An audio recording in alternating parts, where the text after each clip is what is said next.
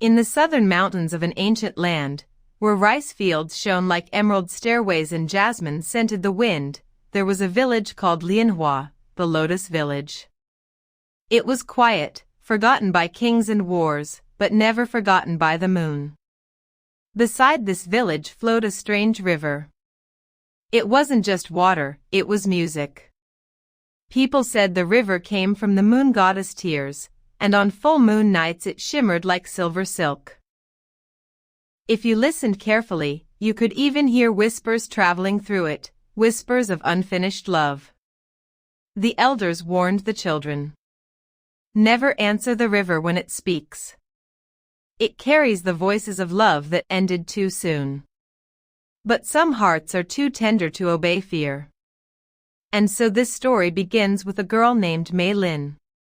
Mei Lin wasn't the kind of beauty that made strangers gasp. But she had the kind of warmth that made people feel safe. She lived with her father, an old boatmaker, and though her mother had died long ago, Mei Lin still carried her mother's softness inside her. She loved the river. She grew up beside it, talking to it, singing to it, and sometimes whispering secrets into its shimmering surface as though the water could understand. Especially on full moon nights. She would sit on a flat rock near the shore and whisper, "If there is someone lonely like me, if love is wandering somewhere, please return safely." She didn't know her words were opening an old doorway between earth and sky. Then one monsoon night, the sky cracked with thunder. Rain fell like the world was ending. Mei Lin heard the river roar louder than ever, and then she heard something else. A deep, heavy thud on the riverbank. She ran outside with an oil lamp.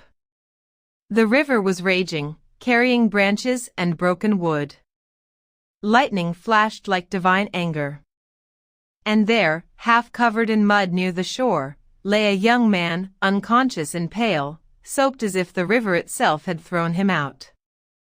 Mei Lin rushed to him. He was alive. His chest still rose and fell. But something about him was impossible. Even beneath the rain and mud, his face looked like moonlight shaped into flesh. Soft, delicate, strangely unreal. His clothes were unfamiliar, stitched differently than any villagers. And when lightning struck again, Mei Lin saw something that sent fear and wonder through her bones. On his collarbone was a mark. A crescent moon shaped like a falling tear. Mei Lin's breath caught. She whispered, without even knowing why, "You're not from here." Then she did something foolish and brave. She dragged him through the storm, back to her home. Her father protested. "A stranger? In this weather? You don't know him." But Mei Lin would not let go. "He fell into our river," she insisted. "And our river brought him. We cannot abandon what it carries." They dried him, wrapped him in blankets, warmed him near firelight and fed him slowly. Mei Lin stayed awake beside him the entire night, watching him breathe like she was guarding a secret from heaven. Near midnight, the young man finally opened his eyes. His gaze was deep and dark, but sprinkled with tiny flecks of silver. Like stars trapped in river water. He stared at Mei Lin not as if he was seeing a stranger, but as if he recognized her. Then he spoke the word that froze her heart completely. Mei. Only her mother had called her that. Mei Lin leaned forward, trembling. "How do you know my name?" The young man blinked, confused. He touched his forehead as if trying to pull memories out of fog. "I don't know," he whispered. "But I know you." Mei Lin's mouth went dry. "Who are you?" she asked. "What's your name?" He looked at the fire like it was hiding answers. Finally he spoke softly. "Jean Yu. Golden Moon." And from the moment Mei Lin heard that name, she felt it in her bones. This stranger was not an accident. He was destiny. Jin Yu stayed in Lianhua. At first, the villagers didn't trust him. They thought maybe he was a runaway noble, or someone cursed. His skin seemed too pale, his presence too quiet, his eyes too strange. But Jin Yu didn't behave like a man hiding anything. He worked with Mei Lin's father carving boats. He carried wood, repaired roofs after storms, helped old villagers with heavy work, and never once asked for payment or praise. He listened more than he spoke, and when he spoke his words felt gentle, as if he was careful not to wound the world. Children loved him. Dogs followed him. Even the grumpiest elders softened around him. And Mei Lin began to fall. Not slowly. Not carefully.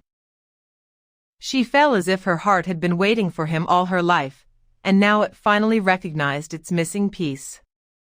One night, she found Jin Yu sitting alone on her moon rock beside the river, staring into shimmering water. "What are you thinking?" she asked. He didn't look away. "This river," he whispered. "It feels like home." Mei Lin sat beside him. "Do you remember where you came from?" Jin Yu shook his head. "I remember, light. A gate of white light. A voice singing, and then falling."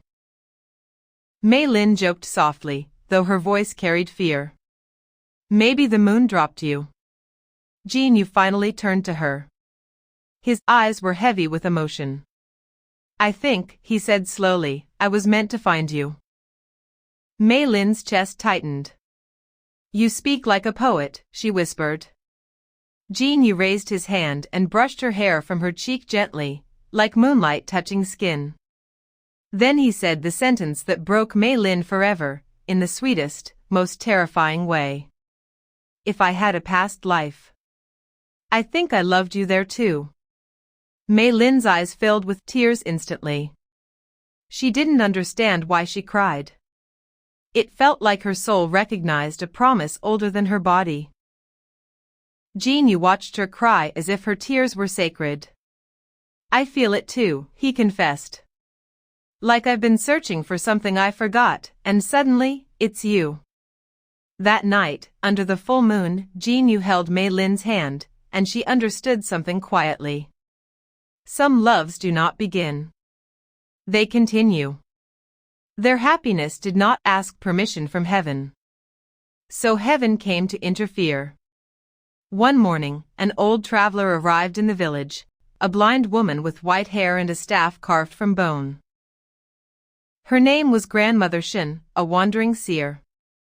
The villagers offered her tea and rice. She smiled peacefully, as if she could see without eyes. Then her head tilted. "Who," she asked softly, "carries the moon mark?" Mei Lin's blood turned cold. Jin Yu stepped forward politely. "That may be me." Grandmother Shin rose slowly and walked toward him. Her staff tapped like a clock counting down. Then she reached up and touched Jin Yu's collarbone. Her fingers trembled. "It's real," she whispered. "The crescent tear." Then she turned her clouded eyes toward Mei Lin. "Girl," she asked gently, "how many full moons since you met him?" Mei Lin swallowed. 4. Grandmother Shin nodded with sorrow. "Then you have 8 moons left." Mei Lin staggered. 8 moons left before what? The seer's voice cracked like old wood. "Before the heavens come to take him back." Mei Lin grabbed Jin Yu's hand. "Take him back? Who is he?" The seer hesitated.